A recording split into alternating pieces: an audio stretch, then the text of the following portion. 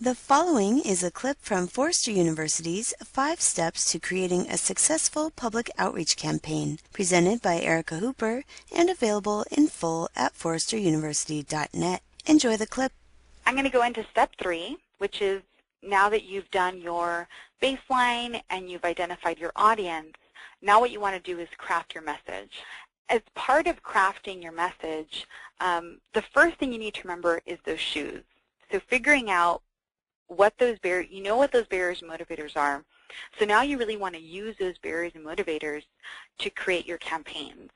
So as an example here, you'll notice that big poster in the middle with the little girl. That's the poster that we used for that Northern California used oil campaign, because one of the motivators that kept coming up again and again for those do-it-yourselfers was that they wanted to protect their kids. Protecting their family was a big motivator for them. And so in that case, we tied used oil recycling with a way to protect your kids. And that ended up working out really well in that community.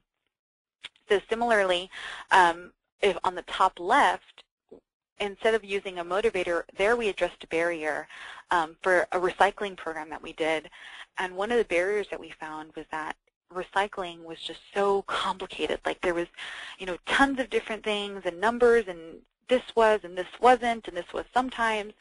And so what we did there was we were doing these monthly mailers that focused on one item that was recyclable and one item that was not, and kept it really simple, and tried to, as much as possible, simplify the messages of the campaign. The one on the bottom left, that easy button that probably a lot of you recognize from the Staples campaign, is not a campaign that I worked on. But what I do know about this campaign is that previous to this, the Staples marketing and messaging was really about they have it or they got it, and so this idea that you can come to the store and find everything you want. And what they were finding was that people were coming to the store and getting really frustrated because they were hearing things like, we're out of that, or we don't carry that item. And so it ended up kind of disenchanting their customers. So when they dug a little deeper, what they found was that people actually were motivated by just making the process really simple. They wanted to get in, they wanted to get out. And so they really used that to capitalize on for their campaign. And this ended up working out really well for them, this kind of idea of it being really easy. So really a lot of these tactics that we're using for public education are the same tactics that a lot of companies are using to sell their products. And the one on the right is a campaign that's actually a litter campaign. And what we found here was that this campaign was geared at 16 to 24-year-olds. And one of their big barriers was something that felt kind of like too preachy or too government-y. Government is not a word, but something that felt too preachy or overtly talking about litter. And so in this case, we made kind of this what we call invisible brand, where we're not overtly talking about litter, but it's more about empowering people to kind of take back their street. So those are just some examples of how the barriers and motivators should be tying in directly with the messaging for the campaign. So, okay, I'm going to read off a few statements to you, and as I'm reading them off, I want you to think about whether any of them is news to you or whether you've never heard of any of these things. So the first one is, donuts are bad for your waistline, smoking cigarettes can cause cancer, repeated sun exposure can cause skin cancer, and you're not supposed to litter. So chances are that none of those statements I read came off as a big surprise. And that's because most people are aware that donuts cause you to gain weight, but that's not necessarily stopping people from eating donuts. And according to the Donut Book, and I did not make that up, there really is a donut book, in the US alone, there were 10 billion donuts consumed every year. So obviously, awareness of donuts causing you to gain weight is not enough of a motivator to stop people from eating them. So this is what I call the awareness trap, and it's assuming that, solely by increasing awareness that people are going to change their behavior. So I know you've heard this. You've heard this like, well, if only people knew that stormwater pollutes the ocean, then they wouldn't litter. Or if only people knew that our landfills are filling up, then they would, they would start recycling. And so that's the same thing that you can apply to any of these examples. If only people knew that cigarettes cause lung cancer, they're going to stop smoking, which we all know is not true. So this is important to be careful that you're not falling into this, oh, as long as I increase awareness, I'm going to get people to change their behavior with this awareness trap. Now, I'm not saying that all awareness is bad. So there is good awareness, and there is a time and place for awareness, but it's about being able to use it properly. So I think increasing awareness is perfect when you have a new program. So in some cases, awareness is a barrier. If you have a completely new program and people don't know about it, then they need to know about it in order to, get on the road to changing their behavior.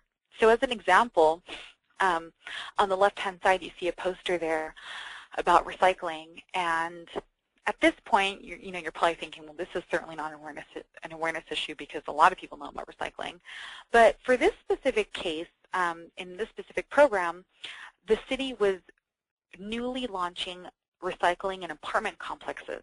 So before it was not available, and now they were making it available. So in this case, it was an awareness issue. We wanted to let people know that recycling was now available in apartment complexes. In the one in the middle, that brochure cover, it was also an awareness issue because it was a new program that the city was launching to get people to install rain barrels, which is that case study I'm going to talk about more later. So we did want to increase awareness. And then on the right-hand side, you'll see a picture of a freeway with a "Don't text while driving, it's the law" sign. And here in California, it's illegal to text and talk on your cell phone while driving, which I think it's similar in a lot of different states. And so when that law was first passed, they put up a lot of these marquees letting people know to increase awareness because, in fact, awareness was a problem. People needed to know about the new law in order to follow it. So now there's a fine line, though, between good awareness and what I call the awareness trap victims. Because once you've saturated the audience enough and they know about the issue, continuing to focus on awareness is not necessarily going to get you any further. So you'll see on the top those examples of, they show a catch basin with either a piece of trash or, an oil container, and it's saying not a trash can, now you know, not a recycling center, now you know. So I guess I would be concerned about this because my understanding is that most people know that catch basins are not recycling centers. And similarly on the bottom, these are actually the new stickers that are going to be going on cigarette packages. I think it's happening as of this year to, in this case you see here, increase awareness that cigarettes cause fatal lung disease. In my opinion, if these stickers are intended to stop current smokers from smoking, it's not going to have a real big impact, although it may help to prevent new people from starting to smoke. So I just wanted to give you kind of some examples of where you can use awareness the right way and where you can kind of become this awareness trap victim. So the other thing to think about when putting together your messaging, and I know a lot of you come across this, is what to focus on in the message. So there's so many different things people can do. So do you give them 20 different ways that they can protect the environment, or should you make the choice for them and give them 2 different ways they can protect the environment? So the question really is giving your audience more options, is that better or is that worse?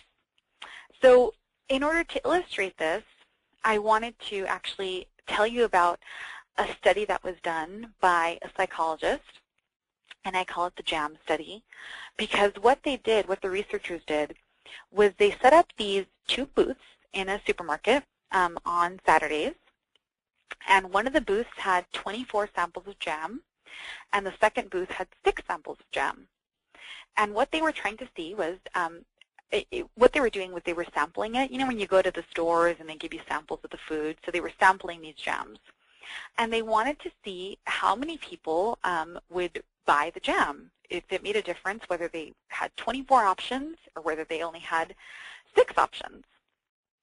So before I give you the results, I wanted to do another poll here to get your opinion on what you think the answer is. So in your opinion, which booth do you think sold more jam? Do you think the booth with 6 jam samples, or do you think the booth with 24 jam samples? I'll give you a few seconds here to answer that, and then Beth will give you the results. So it looks like in the audience, Erica, 92% say that 6 jam samples sold more, and 8% say that the 24 jam samples sold more. Okay. Okay, great. Thank you. So it looks like most people think that the 6 jam samples sold more. But if you think about, common rational thought, you think that, well, the more options you give people, the more equipped you're helping them make a decision, right? Kind of that's the way it goes. But let's see what the answers are. So the first thing is people sampling jam. So they looked at, of the people who were walking by the booth, how many of them actually stopped to sample? So the booth that had 24 jams, they found that 60% of the people stopped and sampled the jams. Now for the booth that had 6 jams, they found that only 40% of the passerby stopped and sampled the jams. But now let me get to the answer to the question I asked. So that was people sampling jams. But in terms of people buying jams, they found that from the 24 jam booths that you had 3% of the people who ended up buying. And then from the 6 jam booth, you had 30% of the people who ended up buying. So all the people who chose that the 6 jam booth sold more, you were absolutely correct. And this is what I call the choices trap. And I know that it's this counterintuitive idea, right? What's happening here is that the more choices you give people, the less likely they are to take an action. And I'm sure you've experienced this when you have so many different options and it kind of becomes choice paralysis. And so what ends up happening is you're like, oh, I'm not going to do any of them then. And this is the same thing with whether you're buying jams or trying to get people to take an action. The more options you give them, you're actually, in effect, hurting your campaign and the likelihood that they're going to do something.